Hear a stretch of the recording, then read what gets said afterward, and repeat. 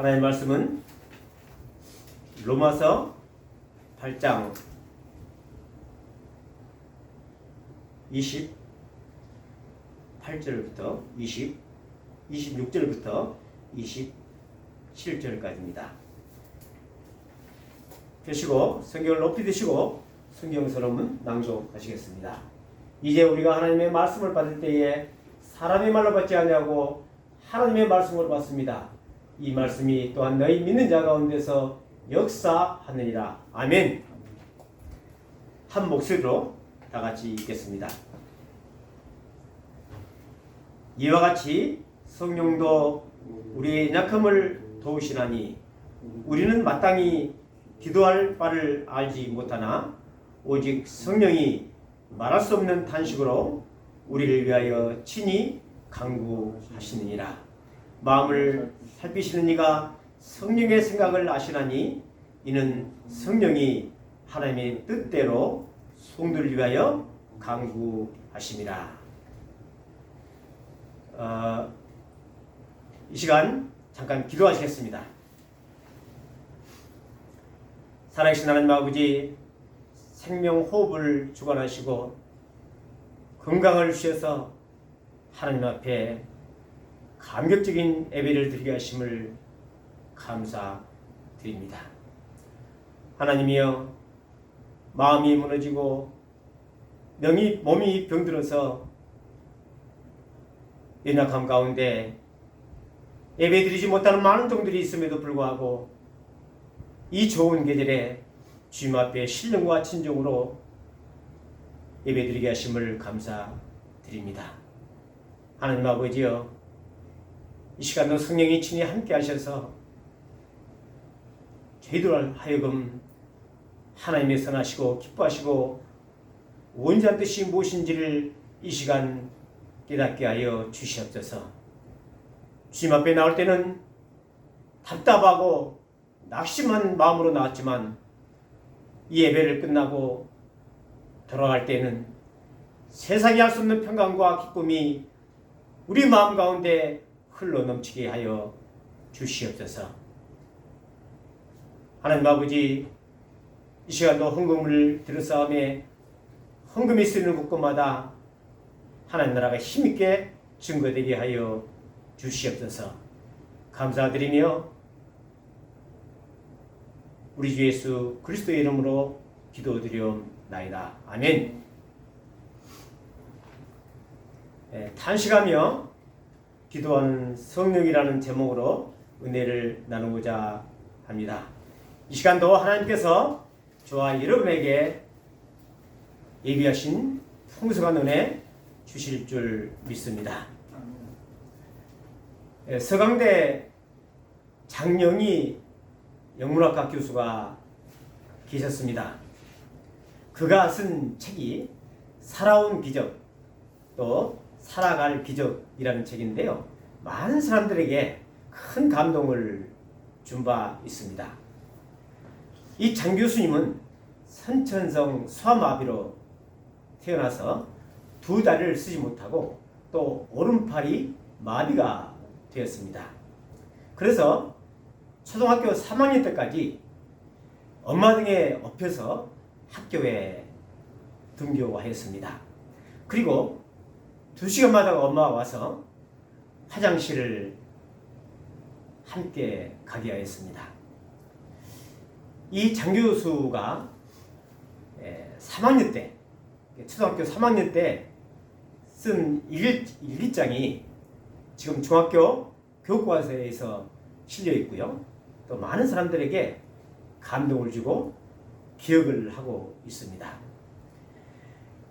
일기장 표지에는 3학년 7반 47번이라는 글이 있고요, 제목은 12월 15일 엄마의 눈물이라는 제목입니다. 제가 한번 읽어보겠습니다. 추운 날에 땀을 흘리는 사람, 바로 우리 엄마다. 나를 업고 오면서 너무 힘들어서 우셨을까? 아니면 나 죽으면 넌 어떡하니 생각하면서 우셨을까? 엄마, 20년만 기다려요. 소아마비는 누워서 떡 먹기로 고치는 훌륭한 의사가 되어서 내가 엄마 업어줄게요. 라고 일기를 초등학교 3학년짜리가 썼습니다. 이 장 교수님은 57세에 3번의 암투병 끝에 소천하였습니다. 2009년도였죠. 사람은 누구나 세상을 떠나지만 그러나 참으로 안타까운 세계 마감이었습니다. 세상을 떠나기 10일 전에 늙은 엄마에게 편지를 썼습니다. 내용이 엄마 미안해. 엄마 딸로 태어나 지질이 속도 섞였는데 그래도 엄마 딸이라서 좋았어. 그리고 세상을 떠나기 전 4일 전에 의식이 없는 상태에서 다리를 주무르는 엄마의 손길을 느끼고 가느다란 목소리로 엄마라고 부르고 4일 후에 세상을 떠났습니다. 마지막 편지도 엄마로 시작했고 이 세상에서 마지막 남긴 말도 엄마라는 단어였습니다. 여러분, 신은 모든 곳에 있을 수 없기에 어머니를 만들었다는 말이 있습니다. 장 교수의 엄마는 태어날 때부터 장애를 가진 딸을 키우면서 나 죽으면 넌 어떡하니? 나 죽으면 넌 어떡하니? 탄식하며 자식을 위해 울며 기도하며 살았을 것입니다. 오늘 본문에서 하나님은 두려워하는 하나님의 자녀들을 그와 같이 버려두지 아니한다고 말씀하셨습니다. 공생애를 사시고 십자가에 죽으신다는 사실을 알았을 때 제자들은 염려하고 두려워하고 걱정하였습니다.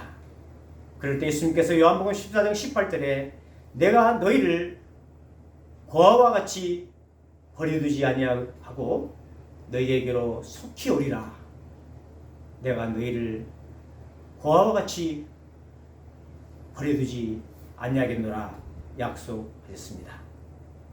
그리고 예수님이 십자가에 죽으시고 부활 승천하신 후에 약속대로 양자의 영을 보내주셨습니다.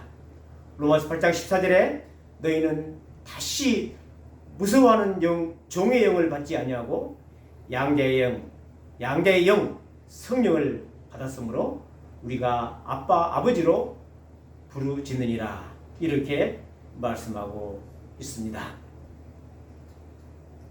오늘 읽은 본문에서 우리 안에 계신 성령은 연약함으로 기도조차 할 수 없는 성도들을 위해서 말할 수 없는 탄식으로 기도하고 계신다고 말씀하고 있습니다. 여기서 탄식으로 기도한다는 탄식이라는 뜻은 영어로 groan입니다. 이 말의 뜻은 신음한다는 뜻입니다. 탄식하며 신음하며 내뱉던 소리가 바로 groan이라는 단어입니다. 성도들이 연약해서 기도할 수 없는 그런 상황에서 내 안에 계신 성령님은 탄식하며 신음하며 기도하고 계신다는 말씀입니다. 그렇다면 성도들이 연약함으로 기도조차 할 수 없는 이유가 뭘까요? 그 이유가 뭘까요? 참 우리 성도들이 이 세상 살아가기가 쉽지가 않는 것 같습니다. 세상살이가 만만치 않는 것이죠. 첫 번째로 마음이 무너질 때 우리가 기도하지 못하는 경우가 있습니다. 첫 번째 이유가 경제적인 문제죠.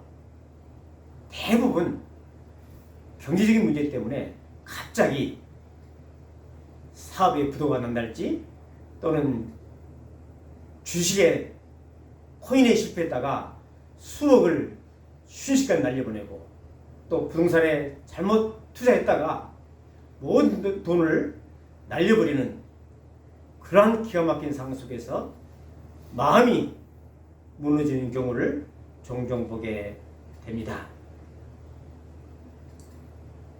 제가 노숙자들과 대화를 한 적이 있습니다. 노숙자들과 같이 사역을 하면서 그들의 이야기를 들어보면 그들은 한결같이 아주 정상적인 생각을 가지고 있고요. 또 대학원 나왔고요.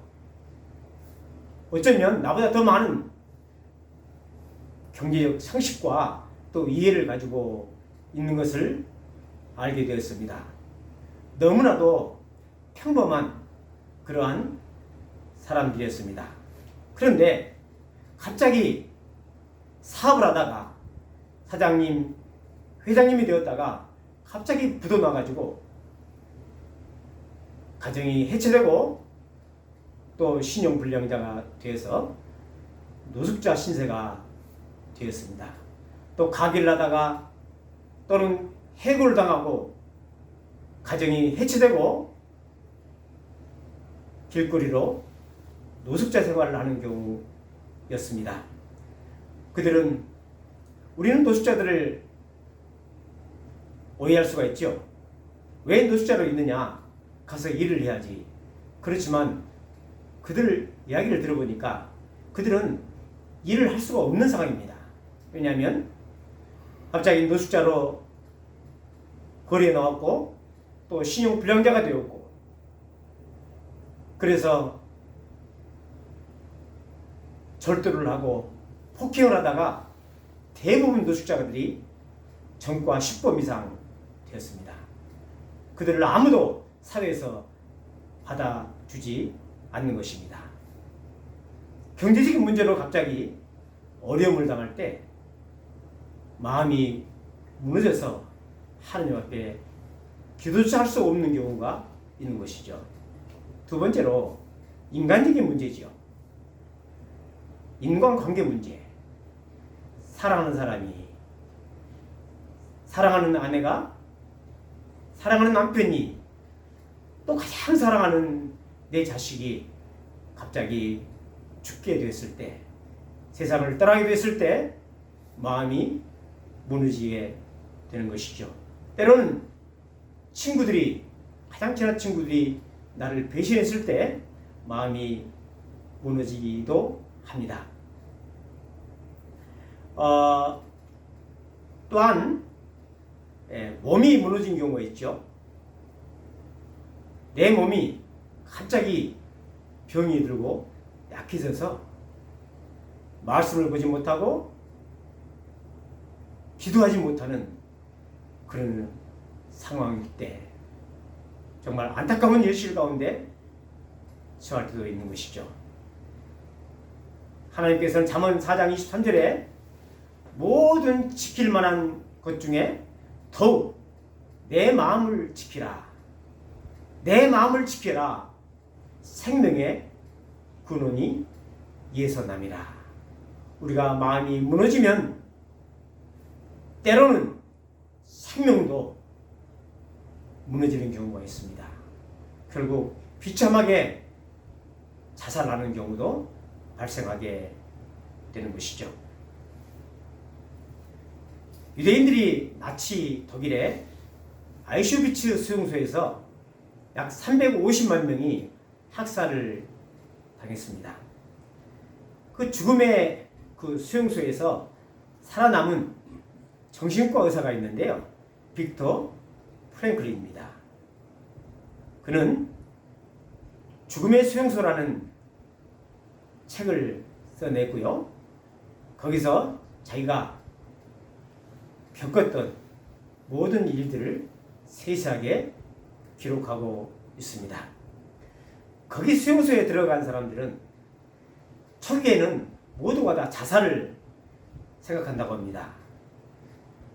희망이 안 보이고 또 많은 사람들이 고통을 당하고 또 죽음의 현장으로 가는 현장을 목격하고 처음에는 전부 자살을 생각한다고 합니다. 그러나 이내 마음을 바꿔본다고 합니다. 왜냐하면 자살은 아무 의미가 없기 때문입니다. 생존 확률이 거의 없을 뿐만 아니라 또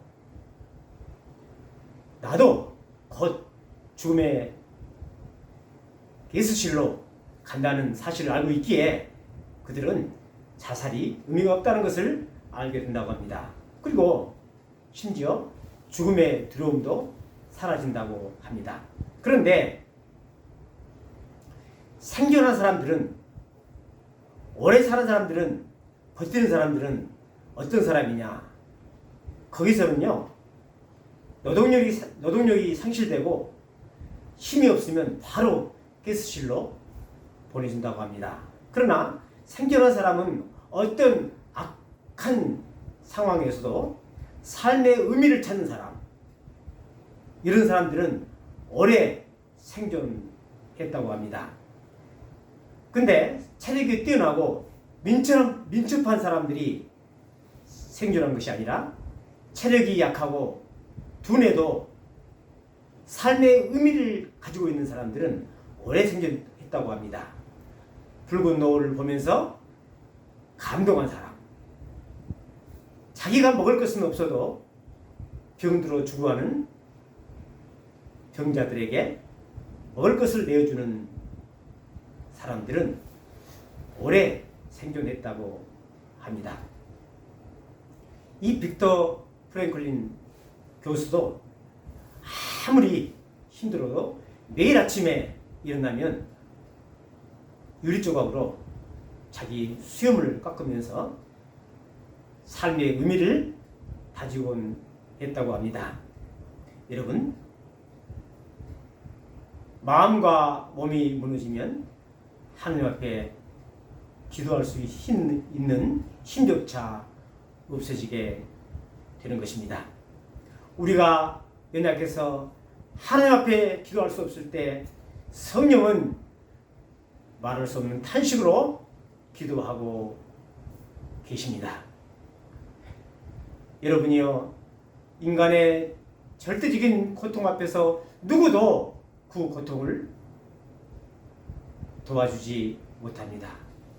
나를 낳아주신 부모님도 내가 당하는 고통을 아파나지만 나눌 수는 없는 것입니다. 또 내가 낳은 자녀도 내가 당하는 처절한 아픔을 나눌 수가 없는 것입니다. 심지어 수십 년간 사귀어온 친구도 내 아픔을 나눌 수가 없습니다. 많은 환자 중에서 암 환자도 있고요, 뭐 여러 가지 환자가 있지 않습니까? 근데 가장 고통스러운 환자가 어떤 환자일까요? 혹시 아시는가요? 가장 고통스러운 환자, 바로 화상 환자라고 합니다. 화상을 입어서 2도, 3도 화상을 입고 고통받고 있는 화상 환자들은 정말 그 아픔이 이루 말할 수 없다고 합니다. 화상 환자가 치료받을 때 그들은 다 같이 이렇게 공포를 느낀다고 합니다. 지옥문으로 들어가는 기분이다. 또 맨살을 철수세미로 긁어내는 고통이다. 얼마나 아프겠어요? 또 의사와 간호사가 치료하기 위해서 오게 되면 갑자기 혼절하기도 한다고 합니다. 철저하게 처절한 고통 앞에 혼자임을 느끼게 된다고 합니다. 그러나 그 연약함 가운데, 그 고통 가운데, 내 몸과 마음이 무너진 가운데서도 오직 내 안에 계신 성령님만이 내 모든 형편을 아시는 것입니다.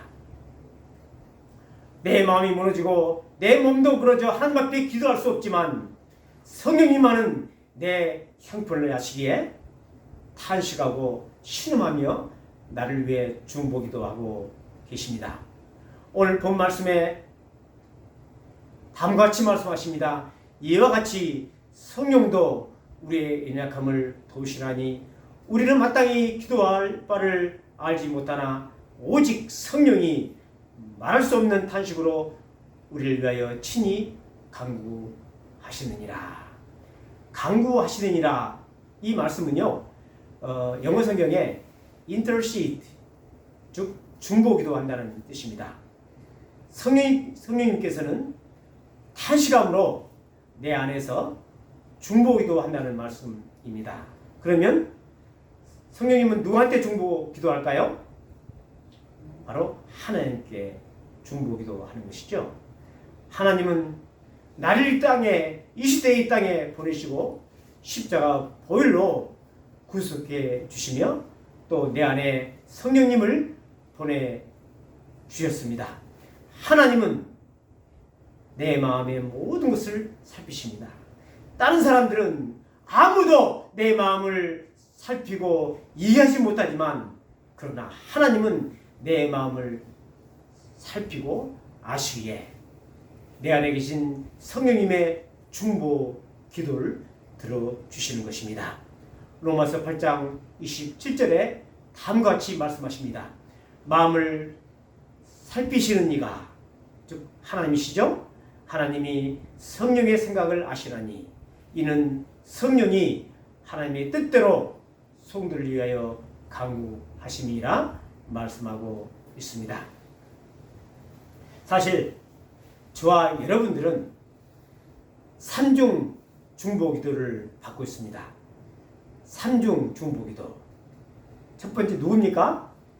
바로 예수님께서 저와 여러분들을 위해서 중보기도하고 계십니다. 로마서 8장 34절에 보니까 누가 정죄하리요 죽으실 뿐만 아니라 다시 살아나신 이는 그리스도 예수시니 그는 하나님 우편에 계신 자여 우리를 위하여 간구하시니라. 주님께서 내 죄를 십자가에 죽으시고 부활 승천하셔서 하나님 보좌 우편에 앉아서 지금도 저와 여러분을 위해서 중보기도 하고 계십니다. 두 번째가 뭐죠? 성령께서 중보기도 하고 계십니다. 내 마음과 내 몸이 무너져 하나님 앞에 기도할 수 없을 때, 그럴 때 성령님께서 실마시면서 끙끙 앓으시면서 탄식하시면서 하나님 앞에 중보기도 하고 계십니다. 세 번째 누구시죠? 바로 내 부모님, 또 교회 성도들이 여러분들 위해서 중보기도 하고 있는 것입니다. 여러분들이 예수 믿을 때 그냥 믿음 같죠? 그렇지 않습니다. 여러분들이 교회에 나갔을 때 성도들이, 여러분들의 벗들이, 친구들이 여러분들을 위해서 간곡히 기도했고 또 여러분들의 어머니와 아버지가 눈물로 기도했기 때문에, 중보 기도했기 때문에 여러분들이 예수 믿고 구원받은 것입니다. 누군가가 여러분들을 위해서 기도했기 때문에 여러분들이 예수 믿고 있는 것입니다. 지금도 마찬가지입니다. 지금도 누군가가 여러분들을 위해서 기도하고 있는 것입니다. 말씀을 마무리하겠습니다. 여러분들 세상 살면서 마음이 무너지고 몸이 무너져서 하나님 앞에 기도도 할 수 없는 처절한 상황 속에서 꼭 기억해 주시기 바랍니다. 누군가가 나를 위해서 기도하고 있다. 예수님께서 지금도 하나님 보좌 우편에서 저와 여러분들 위해서 중보기도 하고 계시고 또 내 안에 계신 성령님께서 탄식하며 신음하며 중보기도 하고 계십니다. 그리고 내 사랑하는 어머니, 내 사랑하는 아버님, 또 교회 교인들이, 친구들이 나를 위해서 중보기도 하고 있다는 사실을 기억하시기 바랍니다. 당신이 지쳐서 기도할 수 없고 눈물이 이물처럼 흘러내릴 때 주님이 나시네 당신의 약함을 사랑으로 돌봐주시네.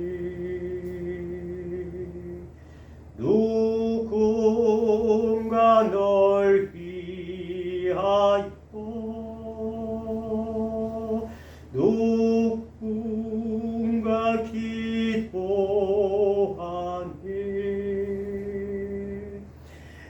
내가 홀로 외로워서 마음이 무너질 때 누군가 날 위해